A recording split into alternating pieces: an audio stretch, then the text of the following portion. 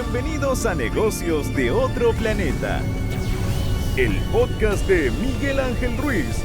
Aprende con el marciano emprendedor sobre negocios, marketing y ventas.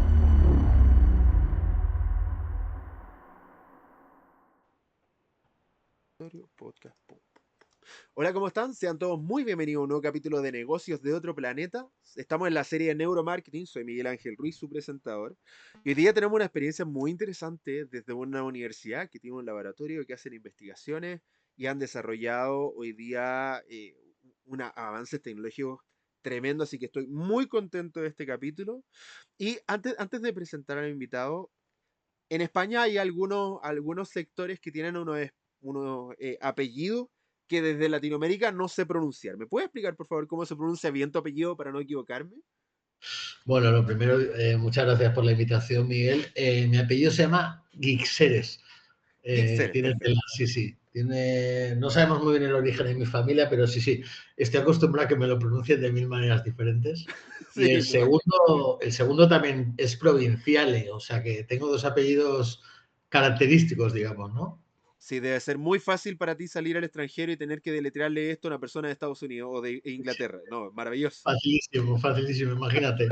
Casi me Sí, mejor enseño el DNI y le digo, léalo usted mismo porque es casi... sí.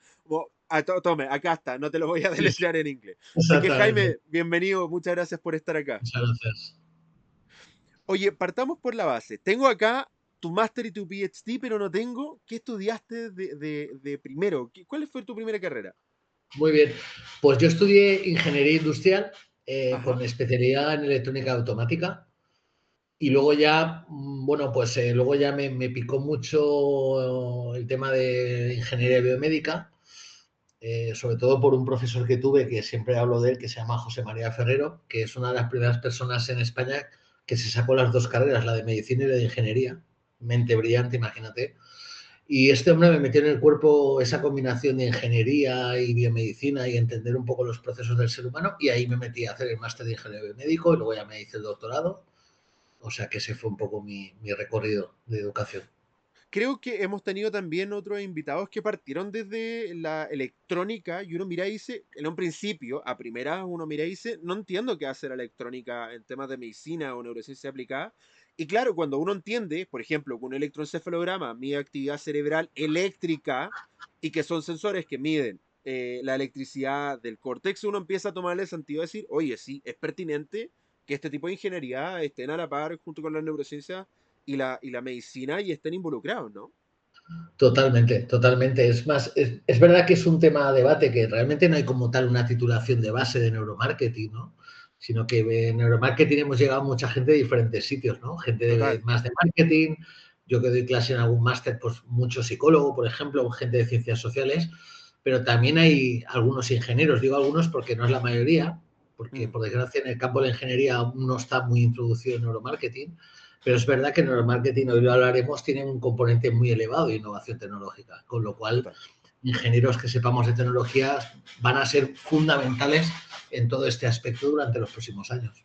Y total, porque un punto tiene que ver con la conducta del consumidor y otro tiene que ver con las tecnologías y su desarrollo. Y en la tecnología y su desarrollo, obviamente necesitamos ingeniería y gente de tecnología. Y ahí hay una combinación entre el desarrollo de tecnología, por ejemplo, María López, que ha sido invitada a este podcast, que sé que es un poco difícil, BitBrain tiene un desarrollo tecnológico importante. Y ahí no hay solo gente, solo del tema de conductual, también hay gente tecnológica que trabaja con estos desarrollos, que trabaja con el desarrollo no solo de software, que ya hay tenía informática y un montón de cosas más, y inteligencia artificial, algoritmos, etcétera, sino también de la parte electrónica con sensores. O sea, el GCR mide temperatura, sudoraciones, pulsaciones por segundo. Esos son elementos que se miden desde el punto de vista desde la electromecánica, ¿no? Entonces, estamos hablando de un sector, neurociencia aplicada en general, más que neuromarketing, que involucra una serie de actividades y carreras sumamente interesantes y amplias. Totalmente, totalmente. Es más, yo a mis alumnos cuando en el máster les recomiendo que se formen sobre todo en temas de, por ejemplo, la gente que viene más de psicología, marketing, que se formen en temas de data science, luego hablaremos de eso, la importancia del dato, la importancia de la ciencia de datos, ahora es tendencia total, la inteligencia artificial, hablaremos de eso también, tecnologías, con lo cual, si no tienes ese background en neuromarketing, te va a faltar una pata, ¿no? Tienes que saber de marketing, tienes que saber de neurociencia cognitiva, pero tienes que saber también muy bien la tecnología que te ofrece hoy en día, porque es una ola a la que si no estás subido no vas a poder innovar en este campo. No, total, y también necesita una pata de estadística y análisis de datos y análisis de un volumen de datos importante. Entonces, no es tan sencillo. Hay gente que, claro, desde afuera lo mira y le dice, oye, amigo, esto es fácil y es como de hacer un estudio, dar resultados y que estos resultados sean comercialmente rentables. Hay todo un arte detrás que la gente no lo ve, porque, claro, uno muestra el resultado y dice re fácil, pero el trabajo que hay detrás para llegar a ese dato, a esa información, a esa toma de decisión es brutalmente importante. Y la cantidad de profesionales que se involucran hace de esto una cosa muy compleja. Yo conozco de primera fuente al equipo de Real Life, estos polacos que están desarrollando esta plataforma de eye tracking webcam base. Los conozco de forma indirecta por Juan Pablo Rodríguez, mi socio, que también estuvo en este podcast, Sí, presidente de Media, que son los representantes para Latinoamérica.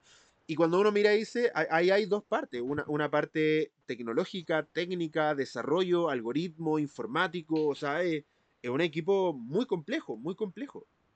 totalmente. Esa es, mira, otra recomendación que también le hago a los alumnos, a la gente que está metiéndose en esto, es que se junten equipos multidisciplinares. Neuromarketing no se puede abordar desde una perspectiva del conocimiento. Tienes que tener un equipo de gente y es imposible que tú aglutines a una misma persona todos los conocimientos. Total. Entonces, siempre le recomiendo a la gente, si tú eres psicólogo, busca tecnólogos, si eres tecnólogo, busca gente de neurociencia, neurociencia, busca gente de marketing. Es decir, neuromarketing es una fusión de disciplinas que requiere de equipos multidisciplinares. Y para mí es lo apasionante, ¿no? Combinar esa gente tan diferente, pero que se une en un objetivo común, ¿no? Total. Ahora hablamos un poquito de tu carrera. Estuviste trabajando en la Universidad Politécnica de Valencia, en investigador dentro del Lab Human. Has Ujú. trabajado en research, en cyber psychology. Fuiste coordinador también científico de Lab Human. Cuéntame un poquito esas vueltas, ¿no? De pasar del tema de la salud al tema de conducta, que es cercano, pero no es igual, ¿no? Muy bien. Yo siempre digo un titular que es que yo la tesis la hice en medir el corazón de niños obesos y luego me pasé a medir el corazón de personas emocionándose en anuncios, ¿no? Pero al final, fíjate que el conocimiento lo moví de un sitio a otro, pero era parecido, ¿no? Ujú. Bueno, yo cuando arranqué, como te decía, acabé industriales, siempre he tenido una visión muy de investigación, muy multidisciplinar. Descubrí ese apasionante mundo de juntar ingeniería y biomedicina y bueno, hice el máster, hice el doctorado, que sobre todo estuvo centrado más en temas de tratamiento clínico de obesidad infantil. Hicimos una camiseta inteligente, un tejido especial que medía la frecuencia cardíaca, la sudoración, pero en este caso para medir al niño en tratamiento con obesidad, para medir pues si hace ejercicio, aspectos cardíacos, etcétera, etcétera. Ahí es cuando me incorporé con el grupo La Human, del Politécnico de Valencia, de la Universidad Politécnica de Valencia, que lo dirige Marino Alcañiz. Hasta ese momento estaba trabajando en el grupo de bioelectrónica de Javier Saiz. Pues eso, hacíamos sensores electrónicos para medir el corazón, para medir diferentes funciones. Y cuando empecé con Mariano, pues en la GIMA, pues empezamos con proyectos de salud. Marino Alcañiz, él es uno de los referentes, uno de los 10 científicos más citados en el mundo en la aplicación de realidad virtual en psicología, en tratamiento de fobias, muy interesante. Por ejemplo, él simulaba accidentes de avión, simulaba fobia a los animales, insectos, con realidad virtual y medía cómo la gente reaccionábamos, ¿no? Entonces yo empecé a meterme en proyectos de ese tipo, hicimos proyectos de autismo, salud mental, etcétera. Y en un momento dado, Mariano detectó junto conmigo una oportunidad, empezó a arrancar el tema del neuromarketing, que por cierto, a mí, y permíteme Miguel, no me gusta mucho la palabra neuromarketing, me gusta más neurociencia del consumidor, y luego te diré por qué, porque yo creo que hay mucha gente que le ha hecho daño a la palabra, y espero que podcast como el tuyo ayude a poner en valor que esto es una disciplina muy seria y no es un juego, porque hay gente que, permíteme, se ha comprado a veces un sensor de electroencefalografía, se ha hecho una web y ha dicho que hacía neuromarketing, ¿no? Y eso le ha hecho mucho daño al neuromarketing. Mucha gente que sin conocimiento ninguno ha empezado a hacer y ha metido mucho humo. Por eso a mí me gusta hablar de neurociencia del consumidor. Y nada, pues Mariano me planteó el reto de, Jaime, ¿te gustaría liderar el nuevo grupo de neurociencia del consumidor? Yo soy muy valiente en esas cosas, dije, venga, vamos para allá. Y montamos el grupo en el laboratorio. Y bueno, pues ahí empezamos un recorrido que ahora hablaremos de muchas publicaciones, mucho trabajo de investigación muy aplicado, no solo en tema de el neuromarketing más clásico, que también hoy quiero venir a romper un poco, que neuromarketing es mucho más allá que evaluar anuncios. Hay muchas más cosas que se pueden hacer y nosotros somos un ejemplo de ello. Hoy te voy a contar muchos proyectos que la gente va a decir, esto es neuromarketing, claro, esto es neuromarketing también. Y bueno, pues esa fusión que teníamos en el laboratorio de gente que sabe de realidad virtual, de procesamiento de señales biomédicas, como era mi caso, de data science, junto con psicólogos, tal, pues nos dio un poco, pues yo creo que el prestigio que hemos tenido en el grupo todos estos años, ¿no? Y ahora últimamente, que luego ya lo haremos, me imagino, más adelante, nos hemos movido hacia otros temas que luego te comentaré también muy interesantes. ¿Y en qué momento nace la Bleni? ¿Qué es lo que hacen? Cuéntanos un poco a aquellas personas que estamos escuchando esto, que digan, ok, ¿qué es esto? ¿Qué es el Lab Bleni? ¿Dónde está? ¿Qué es lo que hacen? ¿Cuál es su objeto? Pues mira, LabLeni se funda en el año 92, o sea que ya llevamos unos cuantos años. Yo prácticamente llevo desde los orígenes. Lo funda el profesor Manuel Alcañiz, como te decía, con una visión muy de aplicar nuevas tecnologías al campo de la psicología de inicio, es lo que te comentaba. Él venía del campo de aplicar pues, lo que ahora se llama realidad extendida, ¿no? Realidad virtual, realidad aumentada, todos estos conceptos. Y ahí se monta el laboratorio con varios profesores. Ahora mismo el laboratorio está muy centrado, y luego te contaré, en temas de humano digital, que es una palabra que ahora luego te contaré, un poquito linkado a inteligencia artificial. Empezó mucho en proyectos de salud, luego abrimos la línea de Consumer Neuroscience. Hemos hecho muchos proyectos también en retail, en turismo, que luego comentaremos. Sobre todo nuestra pasión en el lab es estudiar cómo las nuevas tecnologías pueden mejorar la experiencia humana. Así de ese claim, ¿no? Y en la experiencia humana incluimos la experiencia del marketing, la experiencia de venta del consumidor, ¿no? Tanto para medir, pero también como estimular. Neuromarketing no solo debe de medir, debe de mejorar la experiencia. Total, Por eso total. no solo son tecnologías de medida, también es neuromarketing elegir el mejor olor en una tienda o la música mejor de fondo en un anuncio, es decir, cómo potenciar la experiencia de la persona, ¿vale? Entonces la tecnología nos va a ayudar en los dos canales, nos va a ayudar a medir con sensores, con técnicas que luego hablaremos, pero también nos va a ayudar a modular la experiencia que tenemos, ¿no? Tú y yo ahora mismo pues estamos aquí conectados digitalmente y seguramente pues hay canales que van a influir en que la experiencia sea más positiva, ¿no? Entonces, eso también es neuromarketing, ¿no? Total, al fin y al cabo es medir para mejorar, pero la mejora obviamente viene desde el conocimiento. O sea, no es medir por Totalmente. medir, no es mejorar sin ninguna base, necesitamos los dos. Necesitamos medir, Exacto. obviamente, ahí está la neurotecnología, neuromarketing se medición con neurotecnología es bluff, eso estamos claros. Se mide, se mejora, se optimiza y finalmente la idea es mejorar las métricas del cliente, aumentar las ventas, mejorar la performance, mejorar el engagement visual, emocional, cognitivo, etcétera. O sea, sí, medir para mejorar. O sea, se mide, se mejora, se optimiza y se conecta con nuevos públicos. Esa es un poco la idea. Ahora, hay tres preguntas antes de pasar a todo el contenido que tenemos que parece tremendamente interesante. Hay tres preguntas que le he dicho a todos los invitados. Primero, ¿qué es Uh-huh. para ti y cómo defines el neuromarketing? Para mí el neuromarketing es la capacidad de comprender al consumidor para poder adaptar mejor la experiencia que tiene actualmente con las marcas, productos, una experiencia que genere mucho más engagement. Y eso conlleva entender mejor los procesos implícitos, inconscientes de la persona, no solo los explícitos, para entender cómo somos, qué necesitamos y qué estamos buscando en cada uno de los momentos de esa experiencia de marketing. Eso es lo que para mí es neuromarketing. Y ahora, ¿qué opinas de aquellas personas que en 2025 o 26 todavía creen que el neuromarketing es bluff? Y quiero hacer una salvedad porque lo acabas de comentar, que aquellas personas que le han hecho daño al neuromarketing, y obviamente la palabra tiene una connotación negativa, pero el neuromarketing es mucho más serio. Estoy de acuerdo con el cambio de nombre, evidentemente uno que trabaja en la industria, la gente googlea neuromarketing y por lo tanto tiene que vender neuromarketing porque es lo que se vende. Y obviamente si uno habla de Consumer Neuroscience, uno mira y dice, como, ok, no es tan buscado, no es tan googleado, entonces uno tiene que de alguna otra forma pegarse al tag que está haciendo, que tiene el SEO, ¿no? Que tiene las búsquedas, pero eh, estoy de acuerdo con que esto es una materia muy seria, pero hay gente que lo ve todavía con este halo de, oh, no, esto es casi un juego de niños, ¿no? ¿Qué opinas tú de eso?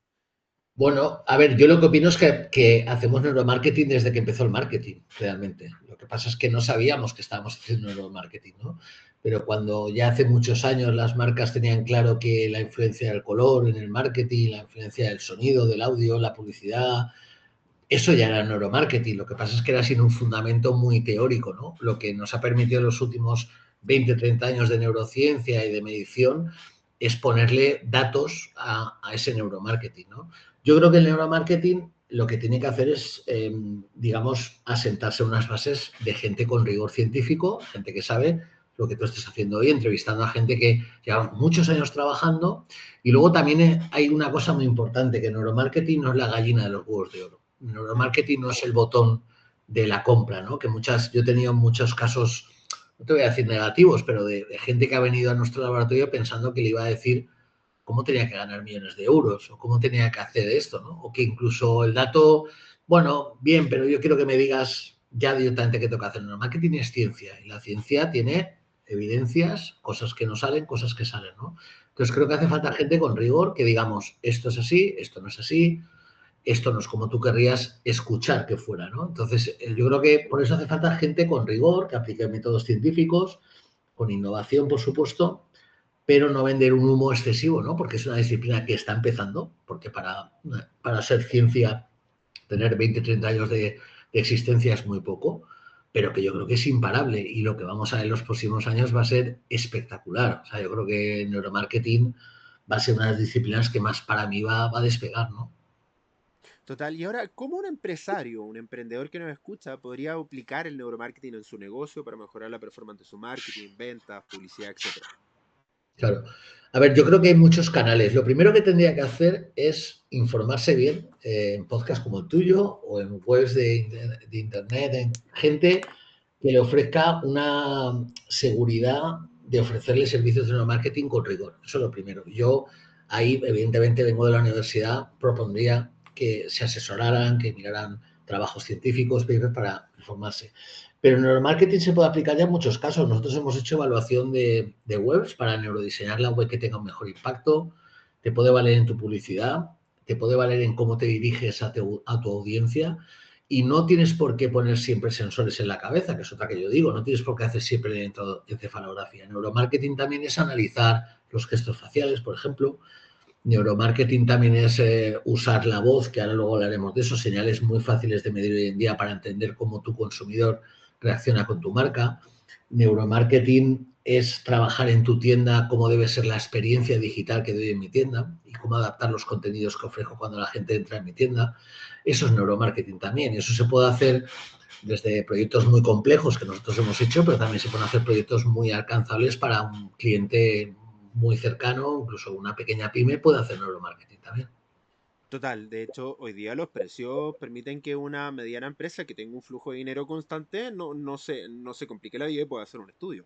Claro, quizá un emprendedor que recién está partiendo, está limitado con sus recursos, puede optar por otro tipo de cosas, pero una Mm. empresa establecida con un flujo de dinero constante puede perfectamente permitirse un estudio de neuromarketing bastante completo hoy en día con el costo de la nueva tecnología, la digitalización de algunos servicios como los eye tracking webcam based, que ya hemos hablado bastante de esto en el podcast, eye tracking que no son predictivos de inteligencia artificial, sino que son algoritmos que funcionan con la webcam y que miden efectivamente un ser humano frente a un computador a tu cliente objetivo. Entonces, hoy día hay tecnologías que han disminuido los costos y los costos han ido a la baja. O sea, pensemos que hace 10 años tú me decías un tracking de menos de $10,000 y me rían tu cara. Sí, porque probablemente la tecnología era un juguete, no era como amigo. O sea, yo Sí, conocía tracking, no voy a decir marca, bueno, la marca hoy día ya no existe porque fue comprada por Facebook, eh, pero, pero tecnología que tú lo usabas uno media hora, 30, 40 minutos y se calentaba y el eye tracking dejaba de captar pupila porque se calentaba y tenías que esperar claro. que se enfriara para seguir usándolo. Porque no era la tecnología. Hoy día sí encuentras tecnología de unos miles Totalmente. de dólares, un par de miles de dólares, que son buena tecnología, que te dan buenos resultados y que son tecnología seria. Entonces, los costos han ido a la baja y eso ha permitido que también los costos de los estudios disminuyan. Ahora, hay dos publicaciones destacadas que me compartiste y quiero partir conversando sobre esto porque me parece interesante. El primero es un análisis de métricas basadas en neurociencias para predecir la eficacia de la publicidad en línea, lo que fue elegido como uno de los mejores papers del mundo del neuromarketing en el 2017. Cuéntame un poquito sobre ese trabajo. Bueno, pues este trabajo, un poco la idea es, ¿podemos predecir el impacto que tiene en YouTube la publicidad? Básicamente esa la hipótesis de partida. Sabes que la publicidad de la Super Bowl, el evento de la NFL, es una de las publicidades más caras que hay durante el año. Entonces lo que hicimos fue, cogimos una publicidad que había estado ya todo un año publicada de los anuncios oficiales de Super Bowl. Teníamos, por lo tanto, el dato del impacto que había tenido y la comparamos con otro set de anuncios que no habían tenido el mayor impacto. Queríamos tener una batería de anuncios con mayor y menor impacto y lo que hicimos fue medir muchas señales aplicadas en neuromarketing, encefalografía, eye tracking, facial coding, skin conductance, variabilidad cardíaca. Y lo que hicimos fue intentar calibrar un modelo basado en inteligencia artificial, en machine learning, que con los datos previos tratara de predecir los resultados que ese anuncio tuvo pasado un año. Bueno, pues sorprendentemente conseguimos una accuracy, una precisión del casi el 80%, lo cual es brutal en este tipo de modelos.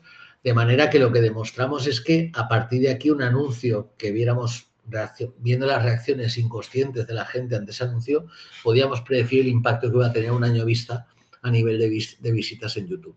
Bueno, pues es uno de esos trabajos que empezaron a demostrar, junto con otros muchos que ha habido, que el neuromarketing funciona, como tú dices, que no es un bluff, que si se hace bien, con rigor y bien hecho, puede ayudar a predecir, pues fíjate, aspectos tan importantes como las visitas que va a tener en YouTube un anuncio, ¿no?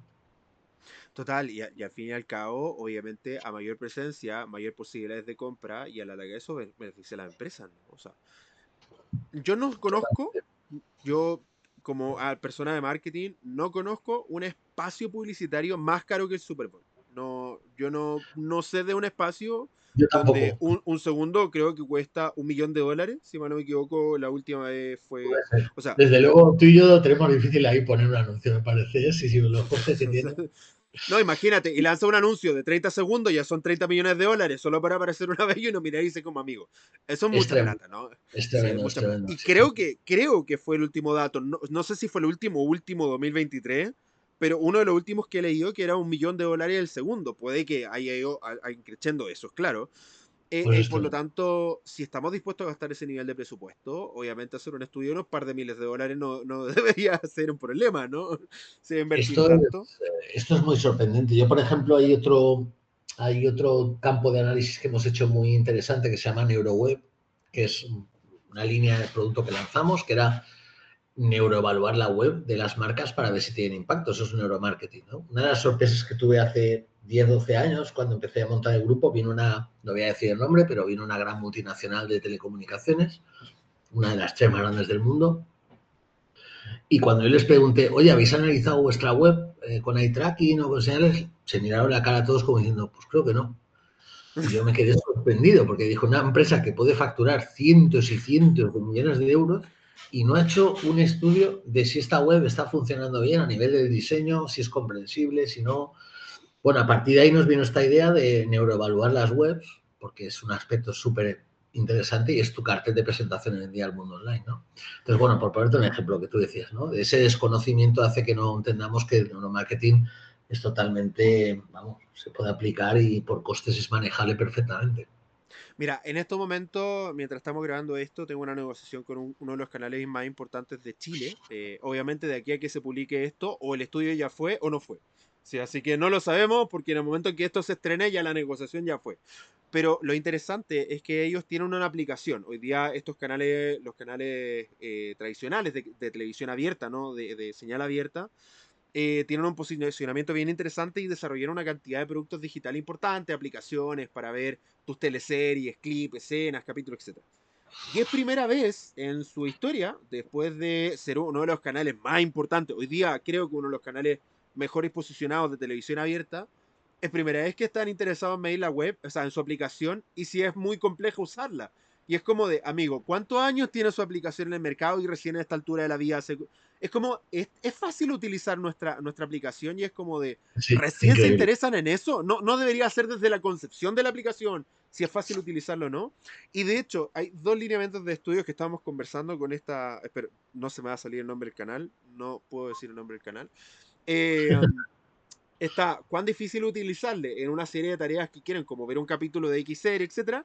Y segundo, el segundo lineamiento de investigación es cuán difícil es registrarme. Y es como de, ¿ustedes entienden de que si la gente encuentra difícil registrar no va a avanzar en la aplicación? ¿Cuánto tiempo tiene su aplicación en el mercado y recién están preocupados si es difícil o fácil registrarse en su Eh, aplicación y quieren medir los niveles obviamente de intensividad, de Sí, carga sí. cognitiva, etcétera, y uno mira y dice como, amigo, esto debería ser desde el principio. Y son un canal de televisión, no es como que tengan $2000 de presupuesto, o sea, tienen... Es increíble, sí, es increíble. Fíjate que ahí, además, hay una cosa curiosa que es que yo normalmente, cuando he hecho estudios de neuromarketing, me he encontrado muchas barreras, curiosamente, en la gente de marketing. Es un problema que tenemos. ¿Por qué? Pues porque tengamos presente que la gente de marketing viene de un campo en el que no había una neuroevaluación de lo que hacían, no había una Mm, evaluación tan cuantitativa. Los criterios a veces, reconozcámoslos, eran más cualitativos. Había un experto, un director de marketing, que en base a su criterio, su tendencia, su talento también, tomaba unas su decisiones. Y experiencia. además se sigue haciendo así. Muchos anuncios se deciden por un equipo creativo que tiene una contrastada background, pero no cuantifica lo que pasa. Entonces, cuando tú llegas con datos, a veces se sienten invadidos, ¿no? Mm, Dicen, uff, que este me va a decir algo que igual no quiero oír. mm. Entonces, eso es un problema que yo creo que poco a poco se está superando y es que entiendan los departamentos de marketing que tienen que incluir el neuromarketing. No viene a decirles que no lo están haciendo bien, viene a complementarles y a darles información más cuantitativa para entender lo que tienen que hacer. Pero eso pasa aún muchas veces, o el que ha montado todo el tema de la web, cuando llegas con el informe está un poco asustado diciendo, a ver qué dice este hombre ahora, porque igual me tira por el camino todo lo que yo había planteado, ¿no? Entonces, bueno, eso es una barrera que habrá que ir poco a poco superando, que yo creo que ya se está superando. De hecho, en un contexto así, recuerdo hace muchos años trabajar midiendo un spot, que yo creo que el pan caliente del neuromarketing, medir spot y piezas gráficas, ¿no? Es como lo más típico, lo más conocido. Y estábamos midiendo un spot y eran una serie de dos, tres spots que tenían distintos personajes, rostros de marca, gente muy conocida y distintos, obviamente, lineamientos comunicacionales.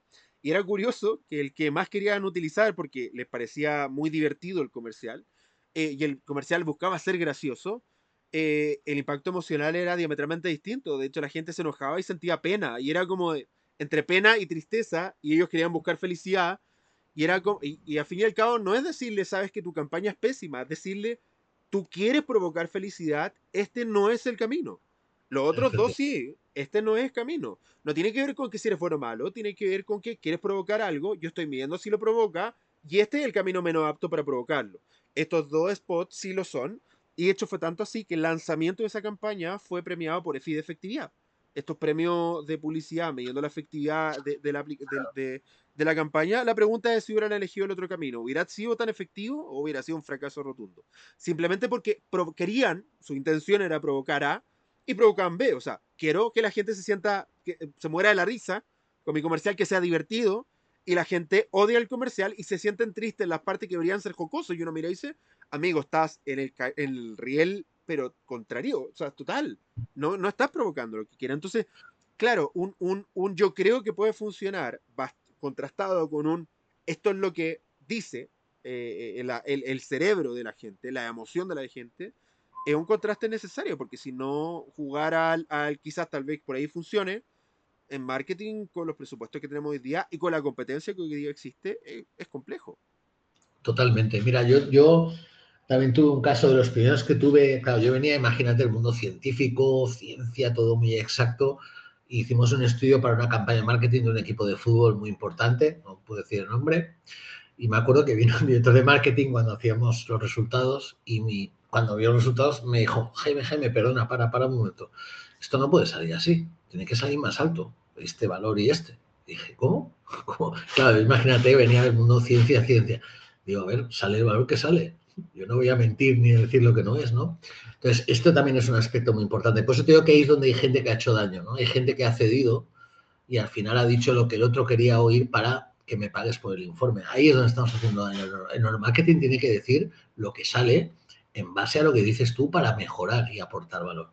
Y luego hay otro Claro. aspecto muy importante que yo siempre lo digo a las marcas, que es, vienes a pedirme que haga neuromarketing cuando ya has hecho la publicidad. Y está bien. Pero lo más interesante sería que me incorporaras desde el comienzo, cuando querías hacer la publicidad. Esto es muy importante. Cuando ya hayas hecho el anuncio, yo te puedo decir bien si ha funcionado mejor, peor, cómo ha funcionado, pero ya no podemos hacer mucho más. Lo que es muy interesante es que si a mí me metes en el proceso creativo, podemos, por ejemplo, preparar dos propuestas, evaluarlas, sobre esa ir por este camino, de este camino volver a abrir dos opciones. Ese para mí es el futuro del neuromarketing, que es neurodiseñar la publicidad. No evaluarla cuando ya está hecha, sino ayudar a diseñarla de inicio, porque ahí sí que te puedo ayudar mucho más porque es cuando estás en el proceso de toma de decisión. Esto es un Hay, aspecto importante. sí. Hay dos temas sobre eso. Primero, evidentemente, cuando ya la... o sea, ¿saben cuánto cuesta? No sé si hay gente que tiene la idea de cuánto cuesta grabar hoy en día. Yo sé los datos de Chile y Latinoamérica porque vivo en la región. Hoy día, un comercial barato cuesta $40.000 grabarlo, ¿sí? Completo. Claro. $40.000. Y uno promedio tirando hacia bueno, entre $90.000 y $120.000. Eso cuesta grabar un spot, ¿ok? Sé que es caro, es carísimo. Entonces, evidentemente, cuando ya está grabado, las probabilidades de modificarlo cuestan dinero. Claro. Regrabar una escena cuesta dinero, cuesta volver a contratar a los actores, volver a tener el set, el cast, o sea, es caro. Es totalmente claro, pero cuando ya está grabado, lo único que puede uno hacer es, mira, ¿sabes qué?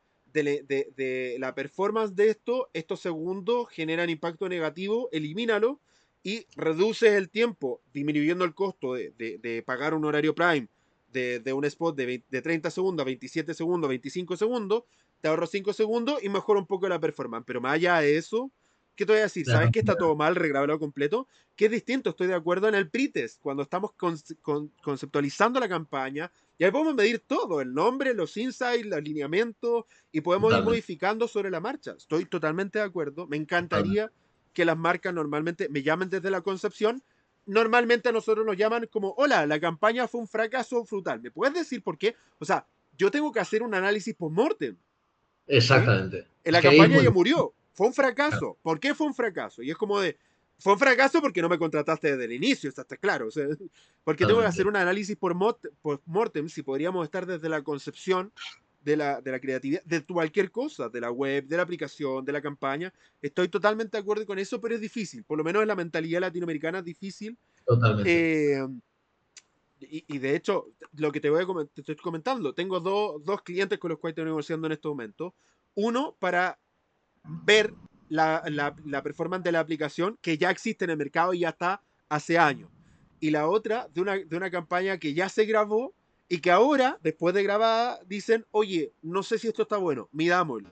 Pero ya la grabaron, o sea, ya gastaron los $40.000 en el spot. Entonces, ahora, si van a gastar $90.000 en un spot, ¿de verdad muy caro hacer un estudio de $10.000? Sí, sí, Sí, como no, no, no, de... no. Porque yo creo que aún no tienen claro el retorno de la inversión que hacen, no entienden bien la herramienta, que eso también es, incluye a nosotros, también es falla a veces. Yo también he ido a informes que yo mismo estaba viendo las caras de la gente enfrente y digo, creo que no me están entendiendo la mitad de lo que les estoy diciendo, ¿no? Mm, Esto también es un reto que tenemos en neuromarketing, traducir mucho mejor al lenguaje del mundo real del marketing lo que hacemos. No vale que le diga, sí, el número total de fijaciones ha sido de tal, no sé qué. Seguramente dicen, no y sé así ni de es, qué me está hablando. sí, O la ¿qué es cara eso? Bueno, cognitiva está muy alta y te dicen, perdona, ¿qué es la cara cognitiva? ¿No? Entonces, esto también es muy el importante, ¿no? potencial de acción fue espectacular y es como de potencial de qué? El Claro. potencial de acción del núcleo acumbe y es como de, ah, ah, Sí, sí, está claro. totalmente. De Eso hecho, se... uno de mis trabajos principales, yo que estaba más desde el punto de vista de marketing que desde el punto de vista científico, no porque no tenga la base científica, sino porque mi background tiene que ver más con marketing que con el otro lado, era, ok, ¿qué significa este número? ¿Sí? Es una métrica, perfecto. Te voy a dar un caso muy específico, que esto tuvo un problema hace muy poco porque estamos vendiendo un servicio de IAT, test de asociación implícita. Y dentro, en el Ajá, test de asociación implícita hay algo llamado el factor D, que es el factor de asociación, ¿no? Que se conoce como factor D. Y lo que hace es restar el mayor tiempo versus el menor tiempo y eso genera un factor de fijación. Y conscientemente el cliente me dijo, ¿y qué carajo significa eso? claro, Y fue una pregunta tremendamente válida, porque uno dice, mira, el factor claro, D o el factor de fijación es de 350 milisegundos. Perfecto, ¿eso es bueno o malo? Dependiendo de qué. ¿Qué consideraciones tengo que tomar? ¿Qué es bueno y qué es malo? Sí, entonces está claro, los clientes no tienen por qué interpretar esto. Y cuando hablamos de algoritmos, por ejemplo, cuando hablamos de un algoritmo de engagement, nosotros vemos por cantidad de fijaciones versus porcentaje de fijaciones versus tiempo de cada fijación. Y ahí sacamos un número. Perfecto. ¿Qué es bueno y qué es malo de ese número? ¿Sí? claro. Les voy a, con esto Total, termino. Cuando nosotros hablamos de lectura cognitiva, nuestra máxima es un 1, ¿sí? Lectura cognitiva 1 significa que la persona tuvo la cantidad de fijaciones en el tiempo determinado para el tamaño del texto, ¿sí? Entonces, tener menos de uno significa que la gente no leyó la totalidad del texto. Y tener más de uno, y una vez dijo, oye, pero hay 1.8, eso está bueno porque releyó el texto. Y es como, no, porque significa que lo leyó una vez y no lo entendió y tuvo que volver a leerlo. Entonces, 1.8, siendo uno el máximo de 100% lectura cognitiva, tener más de eso significa que la gente tuvo que releerlo. Y eso no es que entre más tiempo, entre más factor tenga, mejor en la recordación. No, significa que releyó el texto y si relee el texto es porque no lo entendió. Entonces, no es bueno. ¿Sí? Entonces, el bueno es el uno. Menos de uno, más de uno es malo. Entonces, pero si eso no lo sabe el cliente, si me dice, ay, Es tengo un más difícil, 2.3, está bien. No, claro. significa que luego yo el doble de tiempo el texto. Eso no es bueno. O sea, si yo tengo que leer, si sé que tengo que leer un segundo un texto y lo leo 3 segundos, o está mal escrito, está mal redactado, no lo entendió, las palabras que utilicé no fueron las correctas. Entonces, claro, ¿qué es bueno y qué es malo? Totalmente de acuerdo. Total. Y Por eso es culpa eso, nuestra. Nuestra, por nuestra, ejemplo, nuestra. totalmente. Si ahí tenemos un reto, por eso te decía que el neuromarketing realmente aún es joven. El neuromarketing requiere una estandarización. Porque fíjate que las escalas que tú manejas a veces no son las mismas que las mías. Y eso ya es un problema. Porque hay otros estándares donde está claro, pues oye, si yo he tenido tantos ingresos y la otra empresa ha tenido el doble, ese KPI lo entiende todo el mundo, ¿no? Pero el nuestro, igual yo, la escala que manejo de cara cognitiva va de 0 a 2, la tuya va de 1 a -1. Entonces es muy difícil comparar estudios, comparar. Entonces ahí hay una obligación que hace años que lo hablamos entre expertos, que es que hubiera unos estándares en los que todos ya nos moviéramos y que eso ayudaría a que todo el mundo empezara a entender, tengo un 1,5, pues está muy bien, porque es verdad que si no, te toca, pues cada uno juega con sus ejes y eso no facilita, ¿no? Entonces es un reto que tiene el neuromarketing, estandarizar y explicar mejor lo que hacemos. Total, ahora hablando de los temas actuales que tiene el laboratorio en el sector del marketing y el comercio. Ahí me compartiste 3 lineamientos que me parecen fabulosos que podemos conversar. El primero, los humanos digitales empáticos en marketing. Cuéntame un poco de qué va este lineamiento, qué es lo que están haciendo, qué investigaciones están haciendo, qué tecnología usan para entender esto. Muy bien, pues aquí un poco, debido a la aparición de la AI, de la inteligencia artificial en los últimos años, ha aparecido toda una capacidad de hacer por lo que antes llamábamos los chatbots, pero que ahora han evolucionado mucho a este concepto de agentes conversacionales o humanos digitales. Es decir, a partir de ahora vamos a interactuar con entidades artificiales que van a ayudarnos en una visita turística, van a ayudarnos en aspectos del ciudadano, pero también nos van a ayudar en marketing, por ejemplo, ayudándonos a vender productos en una página online o una página virtual, que luego comentaremos, con realidad virtual. ¿Cómo tienen que ser esos vendedores virtuales para empatizar mejor con la gente? ¿Vale? Ahí está el reto.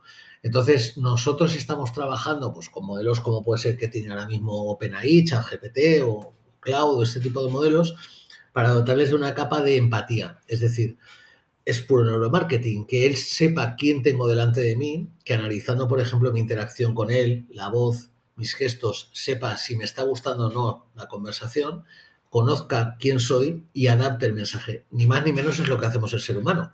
Si tú ahora me estuvieras mirando y empezaras a hacer caras de extrañez o yo detectara que te está importunando lo que estoy diciendo, yo modularía mi discurso. O Total, si viera que te claro. está bien. Entonces, en cierta manera, es dotarle de esa capacidad de empatía a estos agentes conversacionales. En el campo de neuromarketing, en campo de venta. Nosotros estamos haciendo varios proyectos en retail, con comercio grande, comercio pequeño también lo puedo aplicar, para hacer, imagínate, ese tipo de chatbots que cuando tú vayas a tu web, dentro de muy poco tiempo, vamos a tener avatares con los que vamos a interactuar. Oye, mira, es que estoy interesado en estos productos, pero yo no sé si son para mí porque tengo la piel seca, no sé si este producto sea el adecuado. Bueno, esa interacción se va a producir a partir de ahora con inteligencias artificiales. La clave es que esas inteligencias tengan, primero, la capacidad de vender como la de un vendedor y que tengan la capacidad de empatía. ¿Vale? Entonces, esa es toda la línea que estamos trabajando, que la estamos llevando hacia muchos campos, también en educación, súper interesante, en formación y en turismo también estamos trabajando mucho en esos campos. Que es curioso, ¿no? Porque una de las cosas que varios expertos, de hecho, hace muy poco tiempo, vi una charla, en estas charlas espectaculares del BBVA, eh, y comentaba de los desafíos que todavía tienen, o sea, no los desafíos, sino que las 5 habilidades que tienen los humanos y que en el corto plazo, corto y mediano plazo, la inteligencia artificial no va a desarrollar. Y dentro de eso estaba la creatividad. Y uno de los puntos era la empatía. Creatividad, empatía, y tenía otros cinco factores, pero recordando eso y tenía que ver con eso, con que cualquier persona que se ha enfrentado a un chatbot, en servicio al cliente sobre todo, son sumamente Claro, tontos, son tontos. Y es como llega un punto en que llegas a exasperar. Y uno que totalmente. trabaja en marketing, uno sabe que en algún punto dice, háblame, comunícame con un humano, comunícame con un humano. Y si no le dices 5 veces, como que el chat como que entiende y te manda con un agente. Entonces como que en algún momento uno se frustra y dice, ok, no quiero hablar más contigo, manda con un humano, humano, hasta que me trabajo con un humano y puedo conversar con alguien que sí me puede entender, pero son tremendamente frustrantes. De hecho, yo tengo Totalmente. una frase de burla, que es como de, el único que encuentra inteligente utilizar un chatbot de venta son los que venden los chatbots de venta. Porque cuando uno se enfrenta con esos chatbots, uno mira y dice como de, amigo, prefiero un vendedor torpe a un bot torpe. Porque por último, con el vendedor torpe puedo putearlo, ¿no? O sea, por último, ¿no? Pero Pues no. yo creo que ahí va a haber una revolución, porque esto avanza, está yendo muy rápido. No sé, el nuevo modelo de ChatGPT, si habéis visto la capacidad que tiene de voz, de modular, es prácticamente imperceptible ya la diferencia entre humano y persona. Entonces es un canal que no podemos rechazar. Obviamente el humano no va a desaparecer, va a estar en la parte, como tú decías, más creativa, más desde arriba, ¿no? Pero evidentemente tener esa gente que esté ahí 24/7 ayudándonos, diseñados por nosotros, puede ser muy, muy interesante. Ahora, el segundo elemento hablas de los marcadores comportamentales de neuromarketing. Eh, Cuéntame un poquito de qué va esto. Cuando hablamos de marcadores comportamentales, obviamente estamos Ujú. hablando de conducta humana, pero cómo lo expresas tú dentro de la conducta de la investigación? Bueno, esto tiene dos patas, ¿no? La primera pata es cómo podemos medir el comportamiento y además Ujú. lo que yo creo que el otro gran salto que tiene que dar el neuromarketing es medir on the why, medir en el campo real de juego, ¿no? Es decir, nosotros la mayoría de estudios que hacemos son en laboratorio, está muy bien, pero esa no es la condición real. Yo no veo un anuncio en un laboratorio, yo no compro en un laboratorio, yo compro en un supermercado, veo un anuncio en mi casa, con lo cual el futuro del neuromarketing va a tener que ser que podamos medir en las situaciones más reales de las personas, porque está demostrado en neurociencia, cuanto menos tengo la conciencia de que estoy siendo medido, más expreso mis emociones, ¿vale? Entonces hay una parte que es nosotros estamos muy involucrados en usar medidas que sean muy fácilmente medibles en situaciones reales. Por ejemplo, la voz es una de las señales que ahora mismo a mí más me apasiona como investigador, porque oculta muchísima información, no solamente lo que decimos semánticamente, sino cómo lo decimos. Como hablamos, habla de nuestro engagement, de nuestra emoción, si estamos a gusto, si estamos confiados, si no. Entonces hay una línea de investigación tremenda, y fíjate lo fácil, Miguel, que es medir la voz. Vamos a Sí. poder medir la voz en cualquier ámbito. El facial coding, cómo nos movemos en un espacio, cómo nos comportamos. Nosotros hemos hecho estudios muy bonitos con realidad virtual, simulando un supermercado, donde hemos predecido la edad, el género de la gente simplemente por cómo se movían en la tienda y por cómo cogían el producto. Es decir, por cómo nos movemos, qué postura adoptamos, habla de nosotros, ¿no? Y esas son medidas que a partir de ahora vamos a tener de forma masiva. Vamos a tener esa capacidad de medir. Entonces, eso es por un lado, y luego por otro lado está desarrollar modelos que sean capaces de extraer no solamente el género de la edad, sino aptitudes. Por ejemplo, soy una persona extrovertida, soy una persona confiada, soy arriesgado. Esos son las soft skills o las aptitudes que realmente son más interesantes saber de un consumidor, no Ujú. tanto el género y la edad. Dos personas con el mismo género pueden ser totalmente diferentes o con la misma edad. La clave es saber si soy aventurero, si soy apasionado, si soy más holístico, si soy más analítico, si soy más racional o más impulsivo. Eso es lo que nos va a permitir hacer una experiencia de marketing más potente. Y entonces la idea es cruzar el comportamiento que medimos con intentar sacar modelos que digan, pues mira, Jaime es una persona extrovertida, más impulsiva, etcétera, etcétera. Ese es el reto. Si tenemos eso, seremos capaces luego de modular, pues cómo debería ser la experiencia online de venta, cómo debería ser mi tienda, cómo se debería comportar ese chatbot conmigo, etcétera, etcétera, etcétera. ¿Vale? Esa es la línea que estamos trabajando. Total, porque si entiendo cuál es el perfil de mi cliente y hago este famoso, se me acaba de olvidar el nombre, el buyer persona, que hoy día está tan de moda, hagamos un buyer persona, perfecto.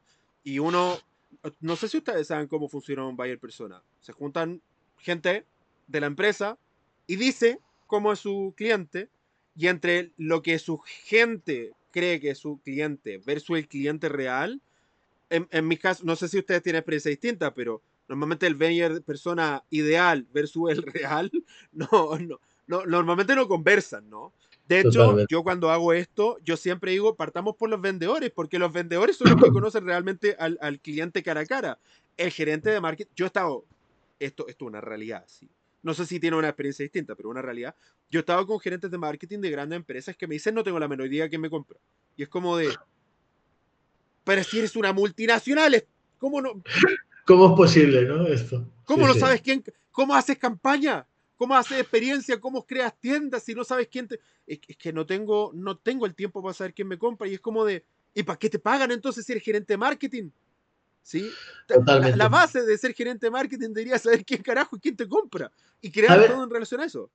¿Sabes, Miguel, realmente quién hace más neuromarketing para mí? El pequeño comercio. El pequeño comercio, que yo ahora tengo un proyecto con ellos muy bonito aquí en Valencia, es el que más cuida al cliente, es el que más entiende al cliente porque es su valor. Su valor es darle una experiencia diferencial, Y lo conocer ve a cara a Jaime. cara. Jaime, claro, ya lo conozco. En el fondo, las grandes marcas tienen tanto facturación o volumen que por desgracia dicen, bueno, es que vendo por, ¿no? Sin Por quererlo osmosis, vendo. sí.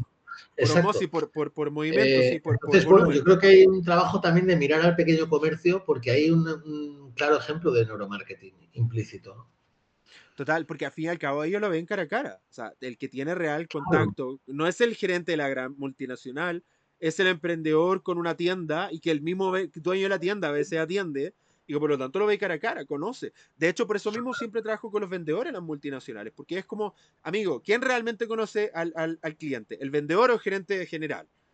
El vendedor, por supuesto, ellos son los que van a terreno, ellos son los que escuchan los problemas, ellos son los que totalmente. tienen las dificultades. O sea, y por desgracia, en la mayoría de multinacionales, el vendedor se ve como el eslabón más débil de la cadena de marketing y es como de partida, nosotros que trabajamos en esto, la representación física de un servicio es el vendedor, ¿sí? Totalmente, Y es totalmente. tanto así que lo hemos medido un montón de veces que cuando el vendedor no me cae bien, no compro.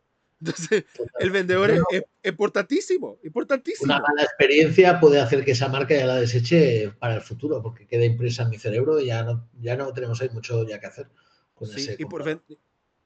Y ahora, y lo tercero, el neurocache, esto me parece muy interesante.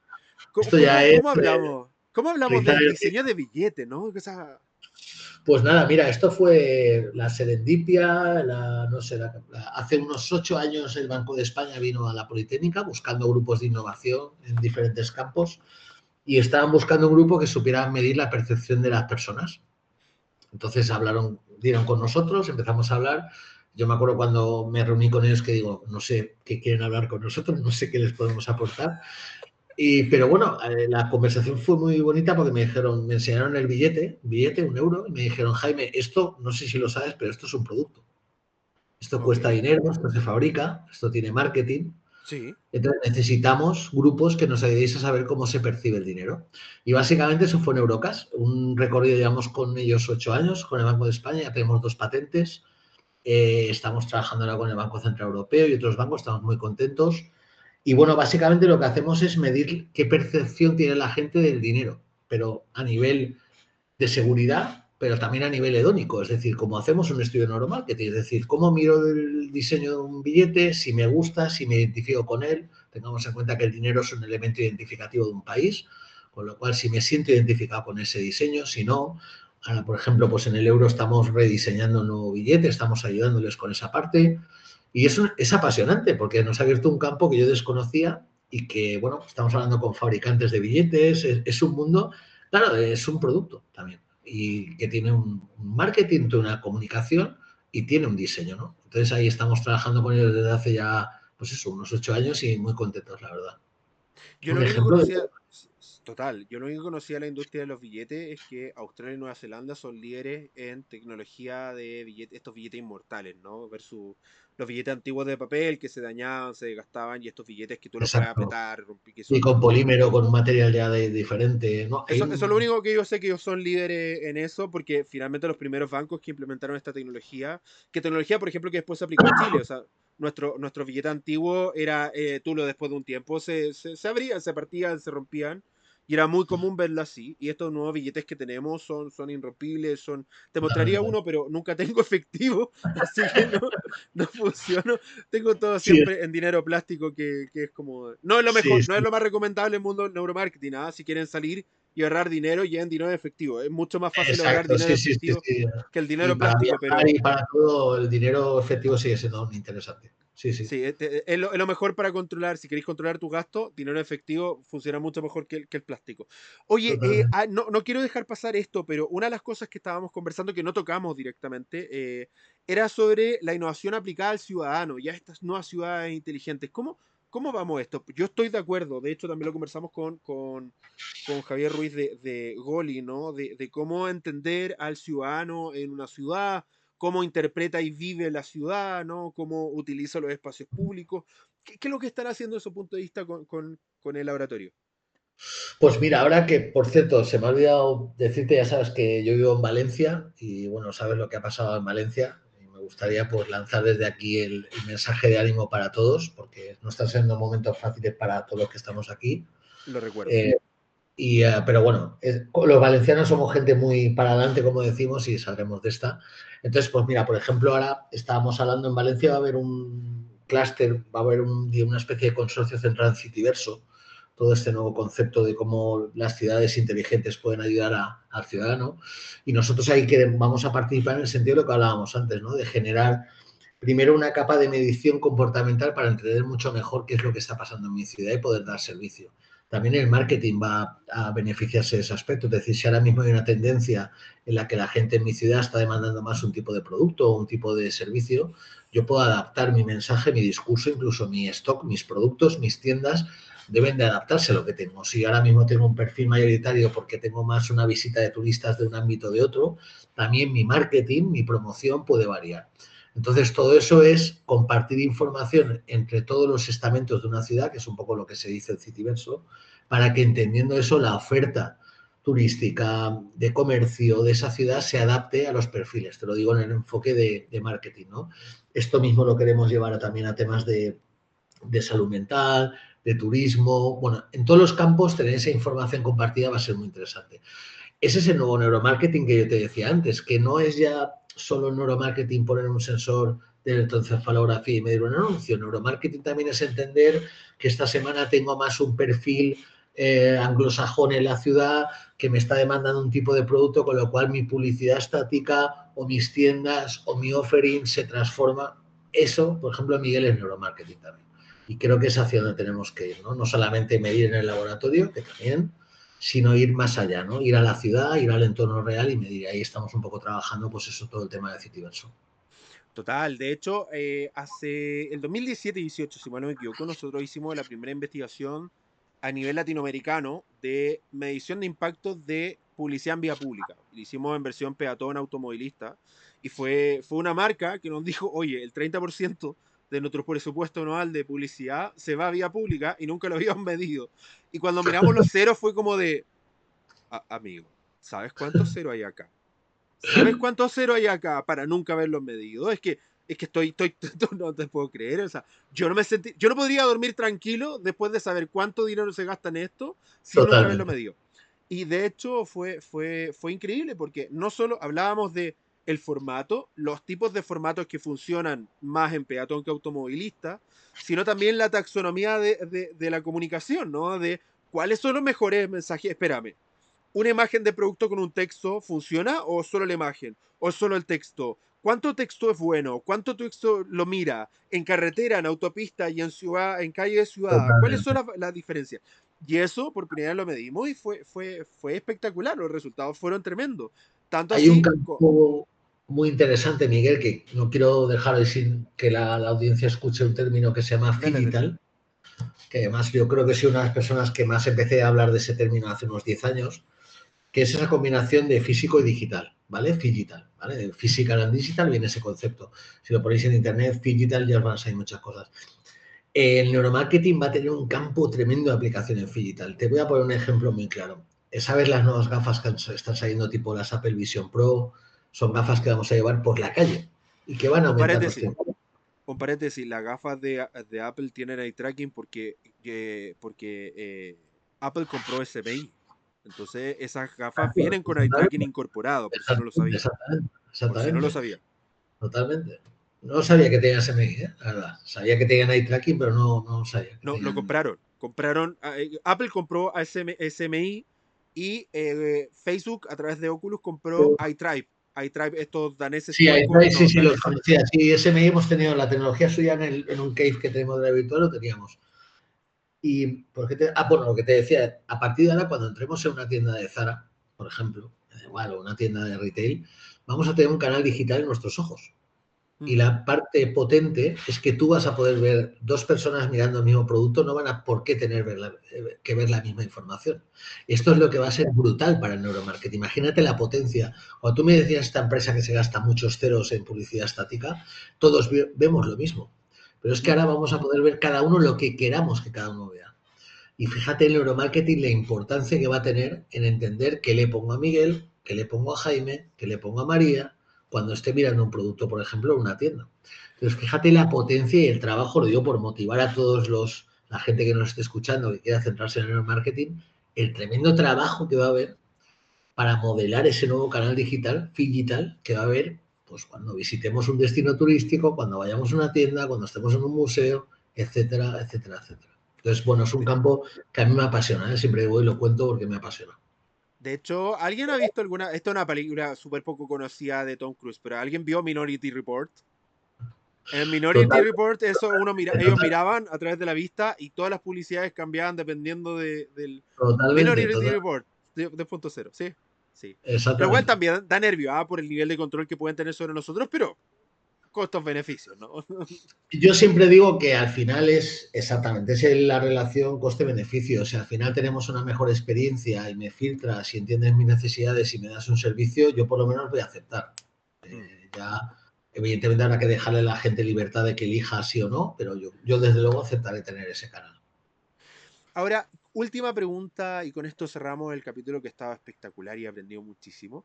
¿Qué tecnologías propiamente utilizan en LabLeni? Porque siempre se habla de las cosas, pero ¿qué tecnologías son las que priorizan el core del lab que utilizan en esa batería de tecnología y herramientas que tienen? A ver, nosotros en cuanto a neuromarketing, evidentemente, pues digamos, la combinación que siempre hacemos en nuestros estudios es voy a decir clásica, aunque no es clásica, que es EEG, tracking y facial coding, es la que más empleamos. Pero ahora estamos muy centrados, lo que te decía, el tema de la voz es apasionante. Yo motivo a todos los jóvenes estudiantes que avancen por ahí, es una señal muy fácil de captar y con mucha información. Y estamos muy centrados en toda la parte que te decía comportamental. Tenemos mucha gente de visión artificial, entonces gestos, postura, modo de interactuar en un entorno, ¿vale? También GSR, variabilidad cardíaca, son dos señales, ¿vale? Y luego en cuanto a tecnologías, evidentemente, pues la inteligencia artificial le estamos ahora metiendo mucha caña en el buen sentido, mucho trabajo.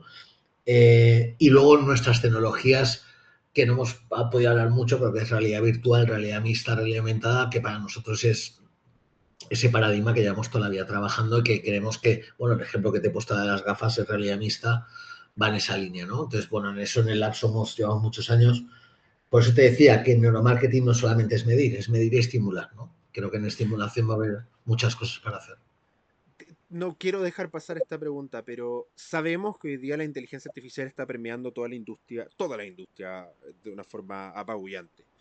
¿Cómo ustedes están combinando las neurotecnologías con la inteligencia artificial? ¿Cómo están trabajando en conjunto? Algo que a veces se ve como que uno va a Uh -huh. solapar a la otra, ¿no? De que la inteligencia artificial va de alguna u otra forma a solapar la neurotecnología a través de la predicción, pero la predicción todavía está en pañales y la verdad deja mucho que desear. ¿Cómo están viendo este matrimonio, este pololeo o este noviazgo que todavía no se transforma en un matrimonio entre inteligencia artificial y neuromarketing? Yo creo que es un matrimonio que se puede llevar bien, ¿vale? Como todos los matrimonios hay que trabajarlo, ¿no? Todas las relaciones. A ver, yo creo que la inteligencia artificial, lo que te decía antes, por ejemplo, el caso de la capa empática, ¿no? La inteligencia artificial, si no le dotamos de la capacidad de entender quién tengo delante, el contexto y darle esa información, y ahí sí que vamos a aplicar algoritmos como los que usamos ahora de análisis facial, de análisis de voz, etcétera, para que entienda mejor mis necesidades, mi mood state, mi estado emocional, para modular, la inteligencia artificial se va a quedar en algo neutro que no nos va a enganchar, ¿vale? Mm. Y luego hay otro punto, que es que las señales más fuertes, como por ejemplo nosotros usamos una técnica que se llama hiperscanning, con electroencefalografía, que lo que nos dice es que cuando dos personas están enganchadas o empatizan o hay un engagement entre ellas, se puede medir esto en el cerebro de las dos personas, ¿vale? Es como que hay una especie de sincronía entre los dos. Bueno, imagínate que apliquemos esto para para diseñar avatares que enganchen mucho mejor con la población y usemos la señal electroencefalografía para sincronizar. Quiero decir con esto que siempre va a haber una conexión entre la AI y todo este aspecto de neurociencia cognitiva, neuromarketing, muy interesante. Es más, para mí la clave va a estar ahí. La AI la va a poder usar cualquier persona, pero un experto en neuromarketing va a poder darle ese punto diferencial, en este caso, como hacemos nosotros, por ejemplo, para hacer este concepto de humano empático que te estaba contando antes, por ejemplo. Total, oye, qué tremenda experiencia, Jaime. Yo estoy muy contento de poder haber conversado contigo. Desde acá les mando un abrazo y fuerzas a Valencia. Chile es un país que cada cierto tiempo vive estos desastres naturales como terremotos y tsunami, entonces lo conocemos muy bien. El último grande que afectó a gran parte del país fue el terremoto del 2010, que fue, si Sí, mal no me equivoco, un 8.9, entonces fue, sí, fue terremoto. Entonces, mi mayor empatía y mejores deseos a Valencia, a su gente. Y lamentable, este comentario a tono personal, lamentable el poco manejo y gestión de los políticos en eso. Que uno mira y dice, mira, yo me espero esto de Latinoamérica, ¿ah? No me lo esperaba de un país europeo. Personalmente, yo veo bueno, eso y sí. digo, creo que de ahí aprendimos harto, ¿no? Pero Trajimos mira, mucho de eso. hay una cosa que nos une a los pueblos latinoamericanos y españoles también lo somos como vosotros y es que el pueblo salva al pueblo, ¿no? Eso es lo que la Sí, frase que ha quedado, que es la que ya me quedó más, que ha sido precioso ver cómo nos hemos ido todos a la calle y ayudarnos unos a otros. Y para mí eso es lo que vale el ser humano al final, ¿no? Que cuando sale ese momento no importa nada y bajas abajo a ver qué puedes hacer y ayudar. Luego la clase política, pues bueno, lo dejamos ahí entre comillas, como dices tú, porque no merece la pena a veces hablar mucho de eso, pero yo creo que me quedo con el pueblo, ¿no? Y que el pueblo salva al pueblo y que creo que es un ejemplo y además creo que ahí coincidimos mucho y por eso nos unimos mucho a vosotros. Creo que tenemos una cultura muy parecida, ¿no? De vivir la vida en la calle y con la gente y ayudarnos unos a otros, ¿no? total. Creo que uno de los gestos que uno mira y dice, wow, qué hermoso, mientras que algunos tratan de sacar de réditos políticos, independiente de quién sea, Sí, la gente de a pie se para y hace lo que tiene que hacer, que es ir a ayudar y a exactamente. limpiar lo que hay que limpiar y mover lo que hay que mover, mientras los otros tratan solo de sacar réditos Totalmente. políticos que uno mira y dice, es lamentable. Uno desde afuera Sí, lo mira y lo ve de una forma muy lamentable. totalmente. Así Esperemos que que sí, sí, espero que después de esto Valencia aprenda, los seres aprendamos, humanos ¿no? Y aprendan aprendamos. y Sí. tomen mejores decisiones de aquí a Sí, porque futuro de cara a su... no será la última vez que pasa esto, ¿eh? Con lo cual tenemos que prepararnos mejor. No, no. Así Sí. que, oye, Jaime, muchas gracias por tu tiempo, por tu buena onda. Espero lo hayas pasado también como yo y aprendí muchísimo, así que te agradezco tu tiempo acá. Muchas gracias, Miguel. Y mira, si hemos conseguido inspirar a alguna persona, como digo yo siempre, pues bienvenido sea. O sea que muchas gracias por la invitación. No, gracias. Amigo, ¿hay algo que usted haya aprendido en este capítulo? Compártala para que más personas puedan tener un negocio de otro planeta. Gracias por estar conectado en esta serie y nos vemos en un siguiente capítulo. Chao, chao.